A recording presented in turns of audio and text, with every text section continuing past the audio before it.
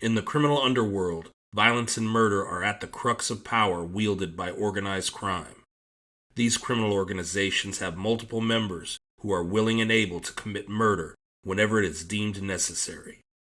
However, there are some men who become so skilled at the job of murder that their crimes become legendary. These killers are calculating, prolific, efficient, and know how to send a message. These killers are organized crime's top hitmen. Number 13. Jhon, Jairo, Popeye, Velasquez. Jhon Jairo Popeye Velasquez Vasquez was born on April 15, 1962, in the municipality of Yarumal, located in the Colombian state of Antioquia. Velasquez described his childhood as being limited.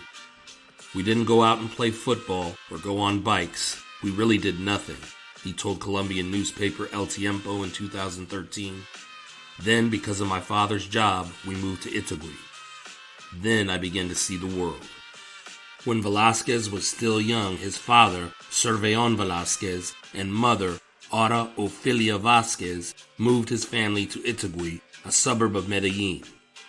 At first, he found the city a wonderful place and enjoyed his time there. Soon, however, young Jhon would see the darker side of the city. He would witness two men fighting with machetes, with one man killing the other with a blow to the neck. This would be the first murder he ever witnessed. It would not be the last. He would first notice the corruption of law enforcement and government when CAES, or the Anti-Extortion and Kidnapping Command, machine-gunned an entire shop full of people. There was no investigation, no information for the families of the dead, just multiple deaths with no repercussions. This clashed with the positive view of the military and police that he had from his childhood. Things got better for Velasquez and his family. His father's business prospered and the family was able to move to an upper middle-class neighborhood in Medellin. In this new area, free from violent influences, Jhon Jairo Velasquez saw a future for himself in the military. Velasquez would be accepted to the Naval Academy at Barranquilla. However, shortly after arrival, he would become disillusioned quickly and request dismissal. Velasquez would state in the biography, The True Life of Pablo Escobar, that dismissal cost me the mockery of my neighbors and a nickname that hasn't left me since. A girl from his neighborhood named Diana would mock him by saying, "Popeye the Sailor is back." Velasquez would then apply to join the National Police Academy. He had aspirations of rising in the ranks and following in the footsteps of a colonel he idolized from his hometown who died fighting the FARC, also known as the Communist Revolutionary Armed Forces of Colombia. However, the truth of the deep-rooted corruption within the National Police was explained to him by his friend, Officer Herna Dario Gallo. Officers who protected illegal drug enterprises received money and gifts, and those that did not ran the risk of becoming casualties in the ongoing war. Again, disillusioned, Velasquez returned home, only to once again be ridiculed by his peers and neighbors. Velasquez remembered one man telling him, "You, Popeye, are good for nothing." Just floating through life, Popeye's first introduction to the opulent world of Pablo Escobar Gaviria came not long after his departure from the police academy. A friend named Nandito, who worked for Escobar, asked him to inspect a mechanical bull at a ranch owned by the famous mobster. Together with an engineer, they arrived at the farm, which turned out to be the now famous Nápoles Hacienda. As they approached, they saw the trademark small plane mounted at the entrance of the ranch. While there, Velasquez was in awe of the wealth Escobar possessed. They would fix the bull and leave, but it would not be the last time Popeye would visit the home of Pablo Escobar. Popeye would continue working monotonous jobs while simultaneously enjoying the wildness of youth. In time, Velasquez would accept a job as a driver. His new employer was a beautiful woman named Elsie Sofia. However, it wasn't her beauty that made her special. Elsie Sofia just happened to be the girlfriend of Pablo Escobar. Popeye would drive Elsie Sofia around for her daily trips to the gym, fancy stores, her hairdressers, and occasionally to her plastic surgeon. Then he would drive her to meet Escobar and wait for her, sometimes until sunrise. Little by little, Popeye would become friendly with Pablo's bodyguards and develop relationships with many people in Escobar's employ. After a while, he would become familiar with the man himself. Escobar took a shine to Popeye right away, and the two quickly became close. After Escobar ended the relationship with Elsie Sofia, Escobar would ask Popeye, "Do you want to die with me?" Popeye responded, "Patron, you are never going to die." That statement sealed Popeye to Escobar and the Medellin cartel. Popeye learned right away how friendly Escobar was to his security and personal staff. He liked to laugh and enjoyed partying until the morning hours. However, Popeye also knew that Escobar was the most callous and ruthless of enemies a man could have. He did not forgive betrayal, and he stuck to his motto in almost all business negotiations: plata o plomo, silver or lead. Pablo would explain to Popeye how he went from a car thief to a small-time smuggler and finally to the largest drug trafficker in the world. As their relationship grew, Popeye began to idolize the older Escobar and became unflinchingly loyal. He would prove his loyalty multiple times by committing multiple murders and being trusted with the location of Escobar. The government at the time was at odds over extradition laws. The cartel had come under tremendous pressure due to the seizure of the drug lab at Tranquilandia, Escobar's foray into politics, and the murder of Justice Minister Rodrigo Lara. Many in Colombia wanted these mobsters extradited to the U.S. To combat this, Escobar and the rest of the Medellin cartel formed a group called the Extraditables. By the time Velasquez became part of the inner circle, Escobar and the other Extraditables were at war with Colombia's political elites. In one of Popeye's early operations, he, Escobar, and a number of other assassins surrounded the home of Fabio Echeverri Correa, who at the time was the president of one of Colombia's most important guilds, named the National Industrial Association of Colombia. Room by room, they searched the house, finding only servants and the wife of one of Correa's sons.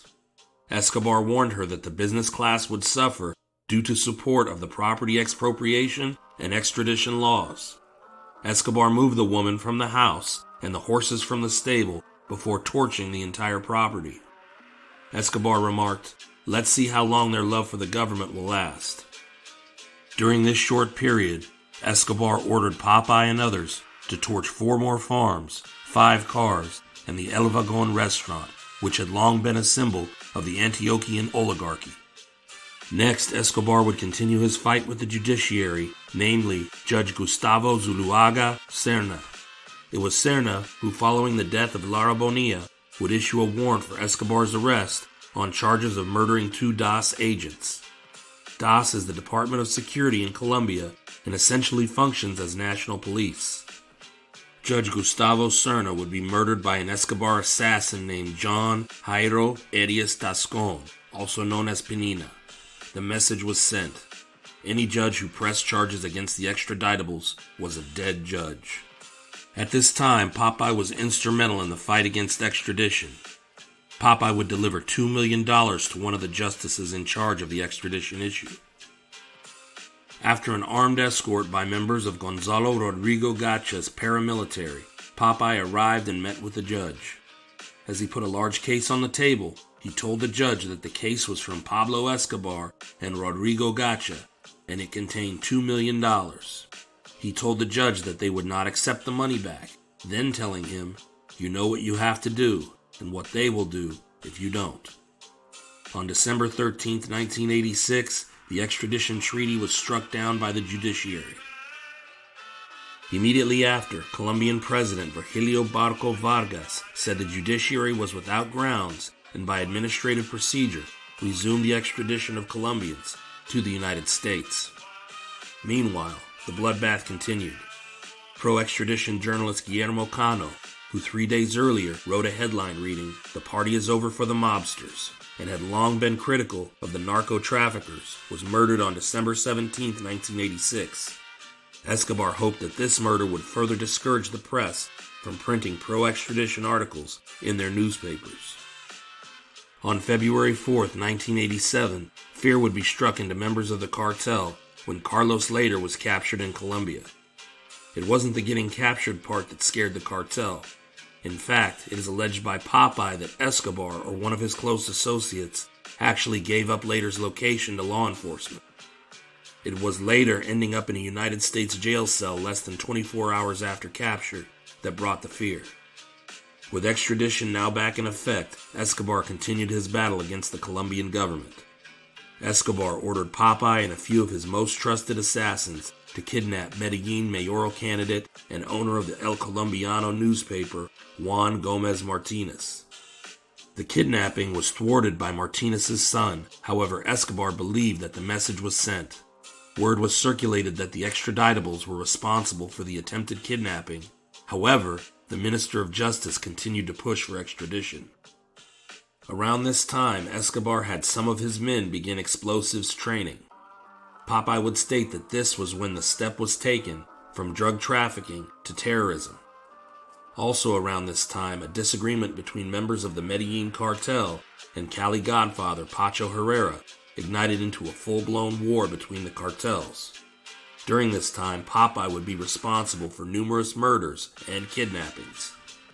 Complicating matters further for the cartel would be the reestablishment of extradition laws on January 5, 1988. Every time the judiciary knocked down extradition, the executive and legislative bodies of Colombia would resurrect it. The kidnappings would continue. Mayoral candidate Andrés Pastrana, who was also the son of ex-president Maciel Pastrana Borrero, would be kidnapped along with cartel enemy Hugo Hernan Valencia and top legal officer Carlos Mauro Hoyos. Hoyos, who accepted a bribe of $500,000 from the cartel, had also accepted money from the DEA and seemed to be actively working for Escobar's extradition. While Pastrana would be rescued by the Colombian military, Hoyos, on the other hand, was executed by Popeye and another cartel member in response to the rescue of Pastrana.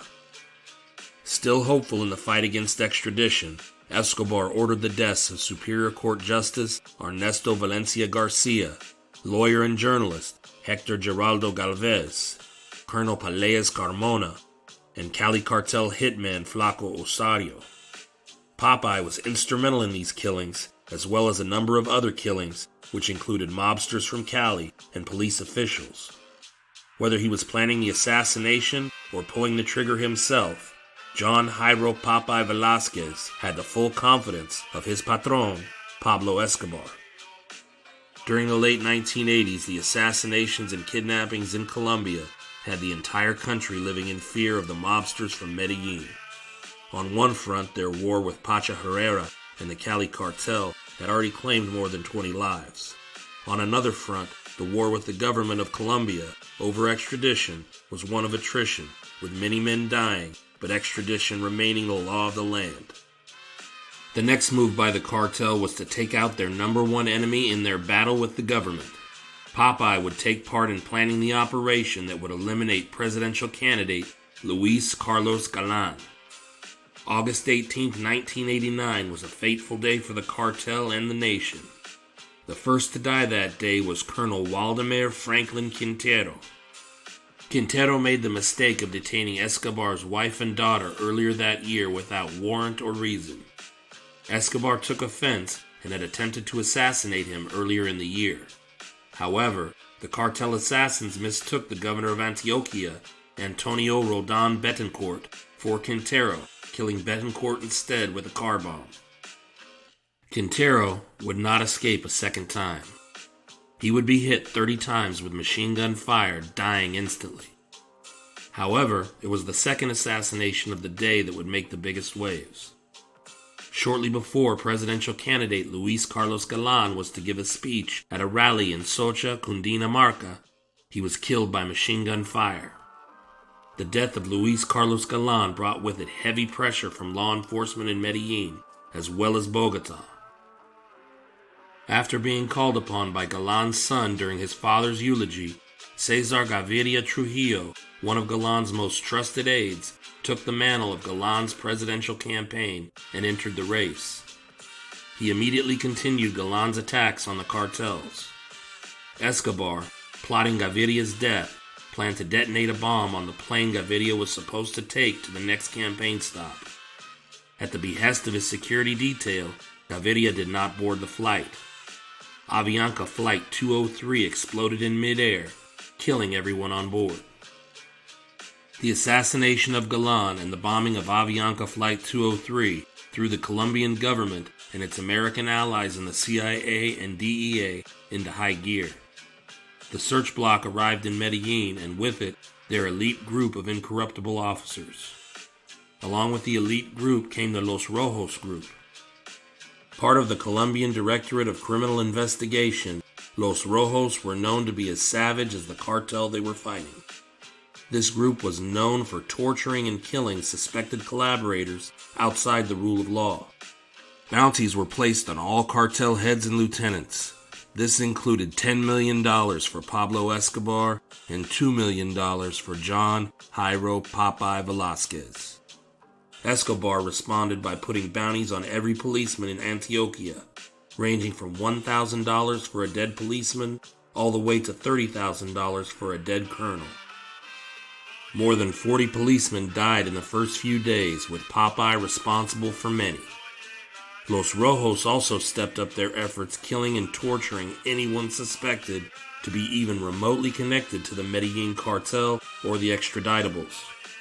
The death toll would continue to rise when on December 6, 1989, a car bomb with 8,000 pounds of dynamite exploded about 30 yards away from the DAS building in Bogota. The primary target, General Miguel Alfredo Maza, survived the attack. However, over 100 people would be killed and another 700 wounded in the explosion. The DAS building itself still stood, but was severely damaged as a result of the blast. The government would strike back when, after receiving intel from Enrique the Navigator Velasquez, who, acting as a double agent working undercover for the Cali cartel, put authorities onto the location of Gonzalo Rodriguez Gacha. Gacha and his son were gunned down by a team consisting of search block and Colombian commandos. In response, multiple bombings commenced throughout the city, killing hundreds of people, many of them policemen. Escobar, growing increasingly desperate, would send Popeye and fellow assassin Penina out on another kidnapping. This time they would grab Senator Federico Estrada Velez. Escobar wanted to convince the senator to oppose extradition. After the senator was taken, word got out that Popeye was responsible for the kidnapping. A friend told Popeye, "Do not go back to the district. People are saying you took the senator." Popeye responded, "Friend, anyone who rats me out will die." The senator would be released after agreeing to oppose extradition. After his release, the senator would attempt to play both sides. Despite taking a public stance against extradition, he was quietly working behind the scenes to see Escobar extradited to the United States. Escobar caught on to the treachery and decided to have him killed. On May 21, 1990, Senator Federico Estrada Velez and his driver were murdered on their way home. During this time, the cartel would be dealt a major blow when on August 11, 1990, Gustavo de Jesus Gaviria Riviero, Escobar's cousin and a top cartel lieutenant, was caught and murdered by the search block. Escobar would continue with the kidnappings. This time it would be journalist Diana Turbay. Turbay was also the daughter of former Colombian President Julio Cesar Turbay Ayala. Julio Cesar Turbay Ayala was an advisor to the newly elected Colombian President Cesar Gaviria Trujillo, and it was believed that he would push Gaviria to facilitate the end of extradition in order to save his daughter. Journalist Francisco Santos Calderon, who also happened to be the son of Hernando Santos, the owner of Colombia's leading newspaper El Tiempo, was also kidnapped. Escobar wanted the paper to support a congressional assembly to reform Article 35 of the Colombian Constitution, which authorized extradition. The next kidnapping would be former presidential candidate Galan's sister-in-law, Maruja Pachon. Pachon also happened to be the wife of a former senator. A number of other kidnappings took place as well. These powerful families now found themselves in the unenviable position of being forced to help the people who kidnapped their family members achieve their goal of ending extradition. Despite Diana Turbey's death during a botched rescue attempt, negotiations between Escobar and the Colombian government made headway. Finally, after bribing a number of assemblymen and the release of many of the hostages, which included Maruja Pachon and Francisco Santos Calderon, Article 35 of the Constitution was amended to prohibit the extradition of Colombian citizens. With extradition outlawed, Escobar was ready to settle the score, and he used Popeye and his other hitmen to do it. Enrique Lo Murtra, a former state minister and champion of extradition, was on the top of Escobar's hit list. Murtra was responsible for authorizing the extraditions of a number of Colombians while in politics. He would be executed in front of La Salle University in Bogota, where he was teaching classes. Popeye, ever ready to carry out the orders of El Patron, killed several of his boss's enemies during this time. Popeye would swear allegiance to Escobar again when he found out from a recording that his girlfriend at the time, Wendy Chavaraga, was working for the search block. Chavaraga, who at one time was a spurned lover of Escobar's, was using Popeye to gather information on the cartel, specifically Escobar himself. Popeye, despite his feelings for her, would murder Chavaraga on orders from Escobar. After tremendous pressure from the cartel, with their continued bombings, kidnappings, and assassinations, the government, led by President Cesar Gaviria Trujillo, allowed Escobar to turn himself in to a prison that he himself had built. The name of this prison was called La Catedral, or the Cathedral. Escobar would be joined by Popeye as well as the rest of his top guys in the prison, which from the inside looked more like a resort. In addition to the facility being built to Escobar's specifications, Escobar was also given the right to choose who would guard him, and it was believed he chose guards loyal only to him. Moreover, the prison was believed to have been designed more to keep out Escobar's enemies and protect him from assassination than to keep Escobar inside. The finished prison was often called Hotel Escobar or Club Medellin because of its amenities. La Catedral featured a football pitch, a giant dollhouse, bar, jacuzzi, and waterfall. Escobar also had a telescope installed that allowed him to look down onto the city of Medellin to his daughter's residence while talking on the phone with her. Popeye and Escobar's other top hitmen enjoyed many such amenities and were more guards than inmates. Although the government was willing to turn a blind eye to Escobar continuing his drug smuggling, the arrangement would fall apart when it was reported that Escobar had 4 of his lieutenants tortured and murdered within La Catedral. On July 4, 1992, Fernando Galeano, his brother Mario, their accountant, and another associate, Gerardo Kiko Mancada, were murdered by Escobar's men at La Catedral prison. Escobar had accused the men of stealing from him. Popeye has admitted to personally killing Galeano, his former boyhood idol. The Colombian government decided it had to make Escobar move to a standard prison, an order Escobar refused. On July 22, 1992, after serving 1 year and 1 month, Escobar again went on the run. With the Colombian National Army surrounding La Catedral's facility, Escobar fled through an escape route he had built into the facility during its construction.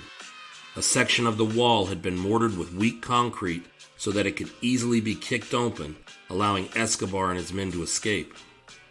The ensuing manhunt employed a force of 600 men specially trained by the United States Delta Force and led by Colonel Hugo Martinez. On the run, Escobar, Popeye, and the other men finally reached a safe house.